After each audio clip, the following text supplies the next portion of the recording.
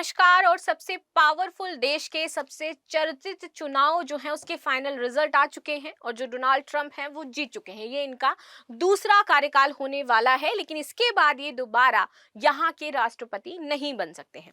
ठीक है, क्योंकि यहाँ पर नियम है कि एक व्यक्ति 2 बार ही यहाँ का राष्ट्रपति चुना जा सकता है, जैसे कि हम लोग बराक ओबामा के बारे में जानते हैं।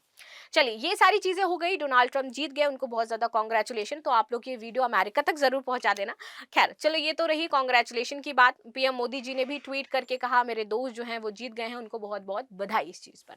चलिए, ये बात हमने समझ ली कि उनकी जीत हो चुकी है, लेकिन अब इससे भारत के संबंधों पर क्या असर पड़ने वाला है, इन 4 सेक्टर्स का हम डिटेल एनालिसिस करने वाले हैं। इसमें रक्षा क्षेत्र की बात करेंगे, जरूर से जरूर करेंगे, व्यापार की बात करेंगे, और जो हमारे कुछ बहुत सारे जो पैक्ट साइन हुए हैं इनके बारे में भी हम चर्चा करेंगे। ठीक है, चलिए शुरू कर लेते हैं आज का वीडियो। मेरा नाम है प्राची मिश्रा, और बाकी आप सभी की क्या राय है, यानी कि आप कमला हैरिस को सपोर्ट कर रहे थे या फिर डोनाल्ड ट्रंप को सपोर्ट कर रहे थे, और आपका पसंदीदा कैंडिडेट जीता है या नहीं जीता है, तो ये भी बता दीजिएगा। वेल, मैं कमला हैरिस को सपोर्ट कर रही थी बट वो जीती नहीं, तो फाइनली डोनाल्ड ट्रंप जीत गए हैं, तो कोई बात नहीं है। मैं चाहती थी कि भारतीय मूल की कोई महिला है वो वहां पर जो है वो चुनी जाए, वहां की राष्ट्रपति। खैर, ये तो अदर बात है। आ जाते हैं अपनी न्यूज पर। देखिए, इमिग्रेशन, इस पर क्या इफेक्ट पड़ेगा, इसके बाद से 2.0 डोनाल्ड ट्रंप के ट्रेड पर क्या इफेक्ट पड़ने वाला है, मिलिट्री पर क्या इफेक्ट पड़ने वाला है, इन सारी चीजों के बारे में अब हम इसमें डिस्कशन करने वाले हैं, क्योंकि फाइनल रिजल्ट आ चुके हैं। तो हमारे पास अब भारत के पॉइंट ऑफ व्यू से देखने के लिए बहुत सारी चीजें हैं। ठीक, चलिए, डोनाल्ड ट्रंप के व्हाइट हाउस में वापस लौटने की संभावना के साथ साथ, जो अभी तक संभावना थी लेकिन अब पूरी बन चुकी, क्योंकि आर्टिकल सुबह आया था आपका लाइक 10-11 बजे के आसपास का मॉर्निंग का आर्टिकल था, तब यहाँ पर संभावना जताई जा रही थी, लेकिन अब फाइनली ये आपका कंप्लीट हो चुका है। तो यहाँ पर एक उम्मीदवार के रूप में डोनाल्ड ट्रंप ने स्पष्ट किया है कि वे अमेरिका फर्स्ट सिद्धांतों पर चलेंगे। जो उनका डिबेट था उसमें उन्होंने बोला, अमेरिकी वासी थे, उनका कहना था कि भाई हमारे लिए अब अमेरिका फर्स्ट होगा। जो भी नीतियां बनाई जाएंगी, जो भी कानून होंगे, जो भी समझौते साइन किए जाएंगे, उसमें अमेरिका पहले अपना लाभ देखेगा। और साथ ही साथ एस जयशंकर प्रसाद ने भी अपना एक स्टेटमेंट दिया, जहां पर उन्होंने बोला कि जीते कोई भी, अमेरिका धीरे धीरे अलग हो रहा है, अलगाववादी नीति को अपना रहा है, यानी कि वो सेल्फ सेंटर्ड हो रहा है और अपनी ग्रोथ सिर्फ देख रहा है। ऐसा एस जयशंकर प्रसाद का स्टेटमेंट था जो आज ही मॉर्निंग में आया था। ठीक है, तो जीते कोई भी, यहां पर क्या है, अमेरिका अपने आप को फर्स्ट रखेगा। तो एक चीज तो हमें पता चल गई कि अभी कुछ कुछ चीजों में हमें प्रॉब्लम देखने को मिल सकती है। ठीक है, आगे आते हैं। देखिए, अमेरिका फर्स्ट के सिद्धांतों पर ध्यान केंद्रित करते हुए अमेरिकी विदेश नीति को नया रूप देने का यहां पर इरादा रखा है किसने, डोनाल्ड ट्रंप ने, और अब ये वो इरादा पूरा भी करेंगे। विदेश मंत्री एस जयशंकर प्रसाद ने हाल ही में कहा था कि ट्रंप और कमला हैरिस में कोई भी जीते, अमेरिका के और अधिक अलगाववादी बनने की संभावना नजर आ रही है। और एस जयशंकर प्रसाद जी, क्योंकि उनकी नजरें इतनी तेज हैं भाई, वो जो भी कहेंगे उस पर आपको मानना ही मानना पड़ेगा। ट्रंप के दूसरे राष्ट्रपति बनने की संभावना कई प्रमुख आयामों में अवसर और चुनौतियां दोनों ही उत्पन्न कर चुकी है भारत के लिए।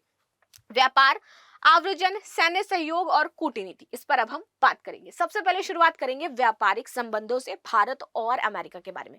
2 दिन पहले का स्टेटमेंट है, जस्ट उनकी जो डिबेट चल रही थी, प्रेसिडेंट डिबेट जो चल रही थी, उसमें उन्होंने बोला था कि टैरिफ वो बढ़ाएंगे और चाइना के ऊपर तो सबसे ज्यादा टैरिफ लगाएंगे, और दूसरा उन्होंने इंडिया को भी उसमें पॉइंट आउट किया था। तो यहां पर व्यापार में हमें उतार चढ़ाव देखने को मिलेंगे। देखिए, ट्रंप के विदेश नीति का दृष्टिकोण अमेरिकी हितों को प्राथमिक देना है। ठीक है, और अंतर्राष्ट्रीय समझौते में उलझनों को कम करना है। जितने भी अंतर्राष्ट्रीय समझौते हैं भाई, उसमें आप क्या किया जाएगा, उनकी बातें रखी जाएंगी। ठीक, अपने पहले कार्यकाल के दौरान भी उन्होंने पेरिस जलवायु समझौता, ईरान परमाणु समझौता सहित अंतर्राष्ट्रीय समझौतों से बाहर निकले थे, और उसमें संशोधन करवाया था कि यदि मैं इन समझौतों में रहूंगा तो इसमें मुझे संशोधन करना पड़ेगा, नहीं तो मैं इससे बाहर हो जाऊंगा, जैसे वो बाहर हुए भी हैं। ट्रंप के दूसरे कार्यकाल में भी हमें ऐसा ही देखने को मिलेगा। ठीक है, भारत सहित पारंपरिक अमेरिकी गठबंधों और समझौतों को बाधित करना यहां पर जारी रख सकता है अमेरिका। एक क्षेत्र जहां ट्रंप के राष्ट्रपति बनने से भारत अमेरिका संबंधों पर असर पड़ने की संभावना है, वो हमारा व्यापार हो जाता है। ठीक है, पिछले महीने ट्रंप ने यह आरोप लगाया था कि भारत विदेशी उत्पादों पर सबसे ज्यादा टैरिफ लगाता है। टैरिफ क्या होता है? यदि हमने आयात किया है अमेरिका से कोई वस्तु और वो हमारे इंडियन मार्केट को अफेक्ट करेगी, तो हम उस पर अंदर सीमा शुल्क जो है वो लगा देंगे, और वो सीमा शुल्क इतना लगाएंगे कि उसका प्राइस और इंडिया में जो मैन्युफैक्चर हो रहा है उसका प्राइस सेम हो जाए। अब सामने वाली जनता चूज करेगी उसको अमेरिकी ब्रांड का सामान लेना है या इंडियन ब्रांड का सामान लेना है। तो यहाँ पर इन्होंने बोला था कि जो भारत है वो सबसे ज्यादा टैरिफ लगा रहा है हमारे उत्पादों पर, और उसको क्या है, बढ़ने नहीं दे रहा है। ऐसा इनकी ही बात थी। और सत्ता में आने पर पारंपरिक कर लगाने की बात उन्होंने की थी, और उन्होंने बोला था अगर वो सत्ता में आते हैं तो ऐसा कर फिर वो इंपोज करेंगे, और इंडिया पर भी हाईएस्ट करेंगे और चाइना पर तो उससे भी ज्यादा करेंगे। ठीक है। ट्रंप प्रशासन की संभावित टैरिफ नीतियों का भारत के आईटी, फार्मास्यूटिकल और टेक्सटाइल सेक्टर पर इफेक्ट पड़ेगा, और इसका इफेक्ट आज ही आपको शेयर मार्केट में भी देखने को मिल जाएगा। ठीक है, जो सभी अमेरिकी बाजार पर निर्भर करते हैं। दूसरी तरफ चीन से अलग होने के लिए ट्रंप का लगातार प्रयास जारी है, और भारत के लिए खुद को एक विनिर्माण केंद्र के रूप में स्थापित करने के लिए नए रास्ते खुल जाएंगे, क्योंकि डोनाल्ड ट्रंप जी चाइना के एंटी हैं और बहुत बड़े एंटी हैं। अब उन्हें अगर कोई खुदरा या फिर ऐसे सामान चाहिए तो भारत के पास इस टाइम अवसर हो जाता है, व्यापार क्षेत्र की मैं बात करूं, कि वो क्या बने, विनिर्माण केंद्र बने। और भारत अगर इस चीज को, इस अवसर को भुना लेता है, तो भारत के पास बहुत बड़ा अवसर है कि यहाँ पर क्या क्रिएट किया जाए, रोजगार क्रिएट किया जाए, और एक इंटरनेशनल मार्केट जो है वो इंडिया में बन जाए। ठीक है, जिससे अमेरिकी व्यवसाय आकर्षित होंगे, इंडिया आएंगे। ठीक है, और चीन से दूरी, आपूर्ति श्रृंखलाओं में विविधता लाने का लक्ष्य हम बना रहे हैं। चलो आगे आ जाते हैं, क्योंकि चाइना का आपको हर जगह देखने को मिलेगा, व्यापार क्षेत्र में चाइना इज सुपीरियर, बहुत सारे क्षेत्रों में उसका एकाधिकार चल रहा है। ठीक है, बाजार उसके पास उपलब्ध है, उसके पास उत्पादन वो निम्नतम स्तर पर उत्पादन करके हमें दे सकता है। वहीं इंडिया है, हम चाहें भी तो हमारे पास है मैन पावर, लेकिन हम निम्नतर स्तर पर भी उत्पादन करके नहीं दे पाते हैं। स्किल की कमी है, लेबर नहीं, लेबर है हमारे पास लेकिन स्किल्ड लेबर नहीं है इंडिया के पास। हमारे पास इतनी बड़ी आबादी है भाई, यूज करें। चाइना ने अपनी इतनी बड़ी जनसंख्या को कैसे भुनाया है, सबको स्किल्ड बनाया है, इसीलिए वो मिनिमम से मिनिमम कॉस्ट पर आपको उत्पादन करके दे देगा, प्रोवाइड करवा देगा। और इसीलिए बोलबाला है चीनी प्रोडक्ट्स का। जब भी दिवाली आती है हम लोकल फॉर वोकल की बात करते हैं। ठीक है, वोकल फॉर लोकल की बात करते हैं, लेकिन कहीं ना कहीं जो मध्य वर्ग के लोग हैं वो क्या करेंगे, चाइनीज सामान खरीदेंगे, क्योंकि वो सस्ता पड़ रहा होगा उनको और वो सस्ती चीजों पर जाएंगे। ठीक, तो यही चीजें हैं कि इंडिया को भी अब ऐसा करना है। इंडिया के पास मार्केट क्रिएट हो सकता है भाई, हम कर सकते हैं, हमारे पास पावर है, हमारे पास यूथ है, बस उसको हमें क्या करना है, स्किल प्रोवाइड करवाना है। चलो अब बात करते हैं आप्रवासन की। वीजा, पढ़ाई, व्यापार, जॉब, अमेरिका में रह करके जो लोग कर रहे हैं, अमेरिका में जो लोग जॉब कर रहे हैं, अमेरिका में जो लोग रहना चाहते हैं, अमेरिका में जो लोग पढ़ाई कर रहे हैं, हमारे लिए देखिए H1B वीजा जो है वो बहुत ज्यादा कठोर कर दिया था। वो किसके लिए था, जो वहां पर जाकर के जॉब करना चाहते थे। तो ट्रंप ने इस पर भी प्रतिबंध लगाया था, इसको हार्ड किया था, ताकि वो ज्यादा से ज्यादा अमेरिकी पीपल जो हैं उनको यहाँ पर जॉब्स दिला सके, और जो बाहरी विदेशी आ रहे हैं उन पर थोड़ा सा लगाम लगाई जा सके। कनाडा ने सेम काम किया, सऊदी अरब ने सेम काम किया, और सेम अमेरिका ने काम किया। ठीक, तो आव्रजन पर ट्रंप के प्रतिबंधात्मक रुख, खासकर H1 वीजा कार्यक्रम ने ऐतिहासिक रूप से भारतीय पेशेवरों को यहाँ पर प्रभावित किया है। उनके पहले प्रशासन ने विदेशी कर्मचारियों के लिए वेतन आवश्यकताओं को बढ़ाने, अतिरिक्त प्रतिबंध लगाने का प्रयास किया, जिससे भारतीय आईटी पेशेवर और औद्योगिक फर्मों के लिए चुनौतियां खड़ी हो चुकी है। आपने देखा होगा कितने सारे लोगों का ले ऑफ करवाया गया, बड़ी बड़ी कंपनीज ने यहाँ पर ले ऑफ किया है इंडियन जो पीपल वहां पर वर्क कर रहे थे। बताइए सबसे बड़ी बात ये कि स्टूडेंट्स को वहां पर जो हेल्प दी जा रही थी अभी तक पढ़ने के लिए, जो वहां पर उनको पैसा प्रोवाइड किया जा रहा था, स्कॉलरशिप्स दी जा रही थी, उससे भी अब मना किया जा रहा है कि हम आपको स्कॉलरशिप प्रोवाइड नहीं करेंगे। आपको पढ़ना है पढ़िए, नहीं पढ़ना है तो आप यहाँ से जा सकते हैं। अगर आप यहाँ पर रहना चाहते हैं तो मेरे लिए फ्री में काम करो, पैसा भी नहीं देंगे हम। तो इस तरीके की प्रॉब्लम हमें डे बाई डे देखने को मिल रही है अमेरिका में इंडियन स्टूडेंट्स के लिए, एंड जो भी अदर वहां पर वर्क कर रहे हैं उनके लिए। तो आप समझ सकते हो कि हमारे लिए ये चुनौती का विषय है, और इस पर जरूर बात की जाएगी नरेंद्र मोदी जी के द्वारा। इन फ्यूचर जब भी कोई बातचीत होती है तो इन मुद्दों को खासकर यहाँ पर उठाया जाने वाला है। आगे आते हैं।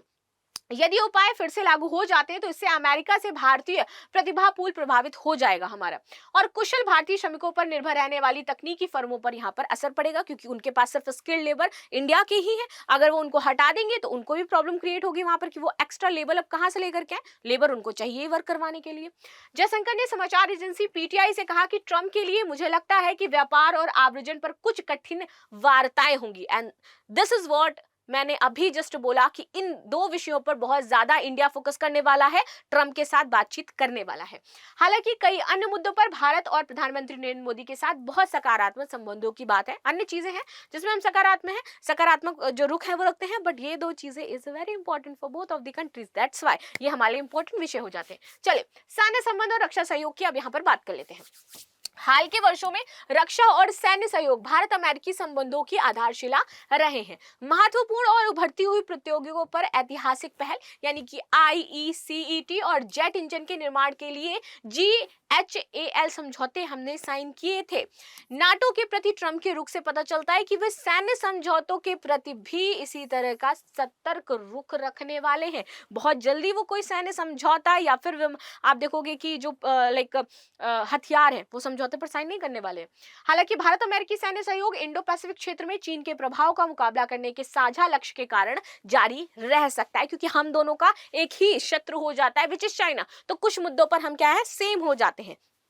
चलो उसके बाद बात करिए यदि क्वाड की, तो क्वाड भी बहुत ज्यादा स्ट्रांग हुआ था डोनाल्ड ट्रंप की मौजूदगी में, क्योंकि वो चाहते थे क्वाड को स्ट्रांग बनाया जाए, किसको, चाइना को टैकल करने के लिए। तो अमेरिका, भारत, जापान और ऑस्ट्रेलिया के बीच एक गठबंधन जिसका उद्देश्य है चीन को संतुलित करना। तो क्वाड में हम इंपॉर्टेंट चीजें देख सकते हैं।